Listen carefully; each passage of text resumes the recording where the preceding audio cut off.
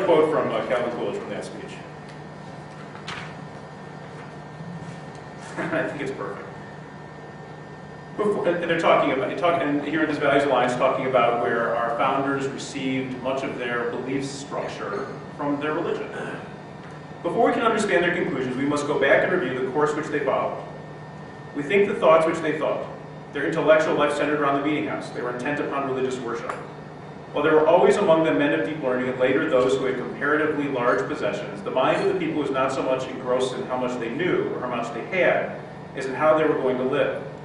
While scantily provided with other literature, there was a wide acquaintance with the scriptures. Over a period as great as that which measures the existence of our independence, they were subject to this discipline not only in their religious life and educational training, but in their political thought. They were people who came under the influence of a great spiritual development and acquired a great moral power. No other theory is adequate to explain or comprehend the Declaration of Independence. It is the product of the spiritual insight of the people. We live in an age of science and abounding accumulation of material things. These did not create our Declaration. Our Declaration created them. So it's one thing to say, well, we're just going to control all of you and not let you spend. But the question is that the right way for a prosperous free society to live? Let's talk about our ideals and contrast them. All of us recognize, sitting here in this room, that we have a cost problem. Again, we're not the people who believe that you can just go on doing what you're doing. We at least understand that one way or another, somebody's going to have to take a hit. We can't get everything we want out of medicine. Their solution is just to control it. Fine, none of you get what you want, unless we say you can have it. By the way, I'm pretty sure they'll get what they want. Right, I just take a little detour here. I didn't write it down on my iPad. Y'all remember the H1? You remember the H1N1 virus thing? Now, we won't have. I'm a pediatrician. We're not going to have a conversation about vaccines. But let's talk about the distribution of that stuff. The way distribution normally works with flu shots is the doctor asks the patients how many want it. They buy it from their supplier. The supplier makes arrangements with the factory. It all happens in a very free market way. The government's only role is to make sure they're producing that stuff in a safe fashion. This time around, the government said, ooh, H1N1, we're going to control it from top to bottom. The CDC website actually talked about how wonderful it was the government was going to centralize the process. How did that work out for all of us? Okay, 70 million tossed, right?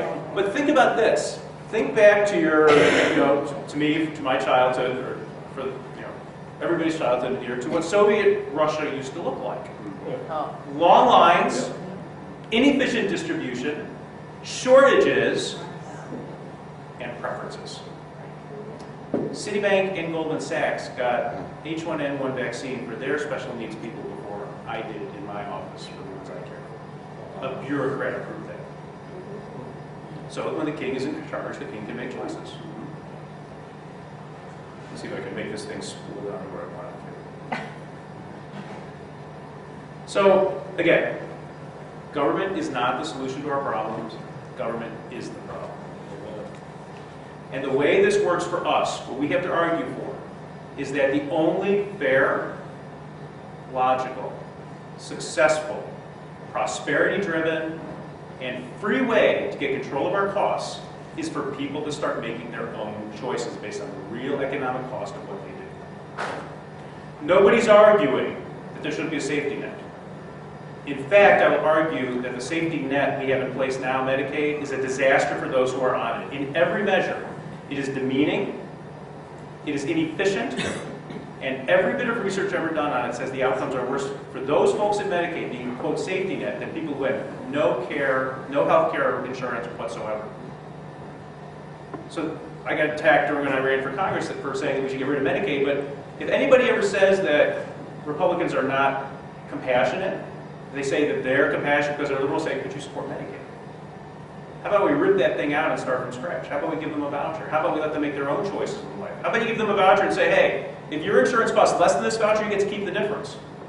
Watch prices start to come down. How about when you go to your doctor and ask for the MRI, because your knee hurts, says, that's a $1,200 deal. How many of you might wait a week or two? When the most expensive drug comes out and the doctor says, I have an alternative that's cheaper, if you have to pay for it, don't you take the cheaper one? I mean, people should be making these own choices. Oh, that's cruel. It's not cruel to have the government make the choices. Somebody's going to make the choices, and I argue, as an American, as a free person, as a doctor who cares about my patients, that we should be making those choices. Oh, but you'll make the wrong choices. One last comment about that, and then I'll get off this. I'll get down. This whole idea that Americans aren't capable of making choices for themselves is a fascinating one to me. Yes, in everything we do, we have risk. They're saying, well, you'll risk making bad choices. You'll risk making choices that we have to care for you afterwards. You'll risk not getting insurance, maybe, and you'll end up in an emergency room, and we'll have to cover you. I sign up to be one of the people who doesn't do that. I sign up to be the person who takes the risk. I'll sign whatever you want me to that I won't make you pay for my care. Do I get my get out of Obamacare free card? But this whole issue of risk is interesting. When I joined the Navy to go land on ships, I didn't seem to mind my risk-taking behavior then. So it's only when the risk isn't what the government wants you to be risking that it's okay with, that it's not okay with them. If you're risking things in a way they want you to, they're happy to have your services. How about we get to decide what risk we want to take and be responsible? At what point in our society, somehow managed to go hundreds of years without the government telling us what risks to take and what not to take. The problem is not risk. The problem is not bad decisions. The problem is not Americans are uneducated or childish. The problem is cost. And the reason there's a cost problem is that they hid that from us too. So, my last comment to you is, remember Linsky's rules. Rule 11, see, that's no good. Went to the wrong page. Let's go all the way to the bottom. I like Donald Berwick as a Rule 11 guy. Rule 11, pick the target, freeze it, personalize it, and polarize it. Learn everything you can about Donald Berwick. Anything you look up is going to make you sick to your stomach. Talk about him. Use him as the poster boy for Obamacare going into the next 3 months. Anytime somebody says there's a good idea, pull up something from Berwick. Pull up a quote. Show them the whole clip.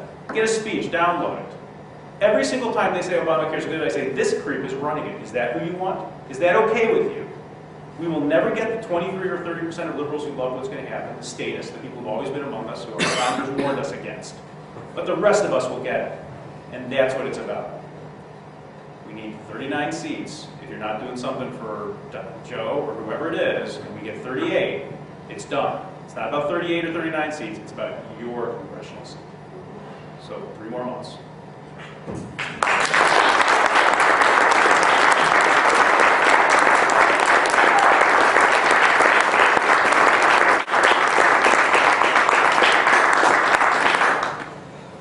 Thank you, Dr. Friedman. That was wonderful. I've heard Dr. Friedman twice before, and he just keeps getting better.